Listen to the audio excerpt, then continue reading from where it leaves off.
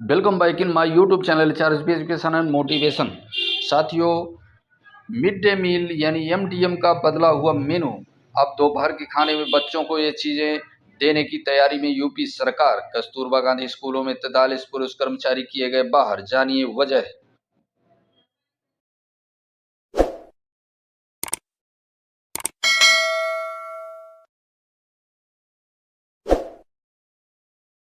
जिले के कस्तूरबा गांधी आवासीय स्कूलों में तैनात 43 पुरुष कर्मचारियों को शनिवार को बाहर कर दिया गया। 12 साल से तैनात इन कर्मचारियों को अब इन स्कूलों में नहीं रखा जाएगा। इन पदों पर महिला कर्मचारियों की तैनाती की जाएगी। बालिकाओं की सुरक्षा को देखते हुए शासन के फैसले के बाद विभाग ने शनिवार को आदेश जारी किया है। कस्तूरबा गांधी आवासीय स्कूलों में पढ़ने वाली बालिकाओं की सुरक्षा को देखते हुए शासन ने फैसला किया है। अब इन स्कूलों में सिर्फ महिला शिक्षक और कर्मचारियों की तैनाती की जाएगी। शनिवार को आदेश आते ही शिक्षा विभाग के अफसरों ने जिले के 15 स्कूलों में तैनात 43 कर्मचारियों को निकाल दिया। इन स्कूलों में आने वाली शिकायतों को देखते हुए शासन ने यह फैसला लिया है कि नए 165 शिक्षक शिक्षिकाओं और कर्मचारियों की तैनाती की गई थी।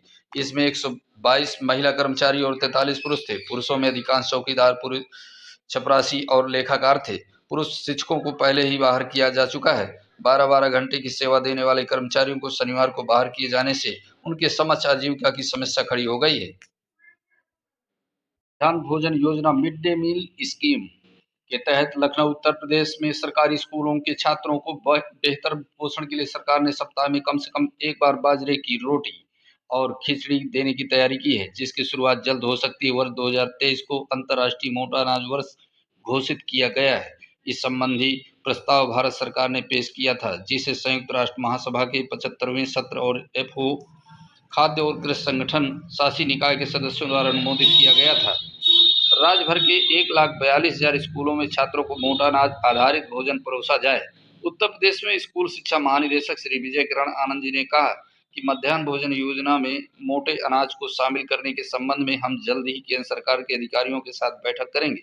कक्षा 1 से 8 तक के सरकारी और सहायता प्राप्त स्कूलों में मध्याह्न भोजन उपलब्ध कराने के लिए जिम्मेदार उत्तर प्रदेश के मध्याह्न भोजन प्राधिकरण में केंद्र सरकार को प्रस्ताव दिया गया है। राज्य भर के 1,42,000 स्कूलों में छात्रों को मोटा अनाज आधारित भोजन परोसा जाए।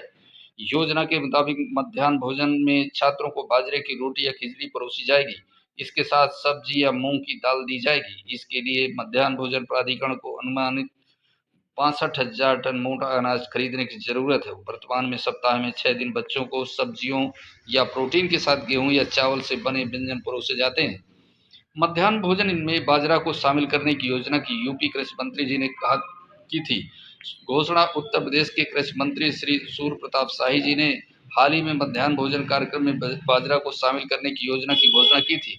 मध्याह्न भोजन कार्यक्रम के लिए बाजरा उपलब्ध कराने के वास्ते राज्य सरकार ने भारतीय खाद्य निगम एफसीआई को एक प्रस्ताव भी भेजा है। शिक्षा विभाग के अधिकारियों ने कहा कि अगर केंद्र सरकार द्वारा प्रस्ताव को मंजूरी दे दी जाती है और आवश्यक मात्रा में खरीद की जाती है तो गर्मियों की छुट्टियों के बाद योजना जल्द ही लागू हो जाएगी।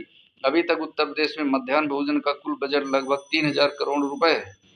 केंद्र सरकार लागत का 60% वहन करती है और शेष राज्य द्वारा वहन किया जाता है। विशेषज्ञों के अनुसार बाजरा पोषक तत्वों के साथ साथ आवश्यक यौगिकों से भरपूर होता है और गेहूं या चावल की तुलना में बेहतर भोजन विकल्प माना जाता है। बाजरा के उत्पादन और खपत को बढ़ावा देने के लिए 110 करोड़ रुपए से अधिक खर्च करेगी। यूपी सरकार शिक्षा विभाग के एक अधिकारी ने कहा कि शिक्षकों को बाजरा के लाभ के बारे में छात्रों को जागरूक करने के लिए कई संवादात्मक गतिविधियां करने का सुझाव दिया गया है।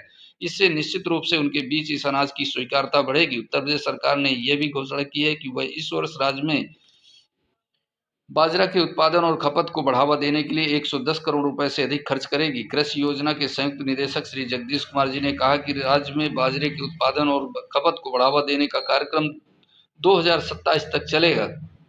मध्याह्न भोजन में बाजरा शामिल करना भी इसी प्रयास का हिस्सा है। कृषि विभाग के आंकड़ों के अनुसार उत्तर प्रदेश के 75 जिलों में से 53 में लगभग 19.5 लाख टन मोटे अनाज का उत्पादन होता है।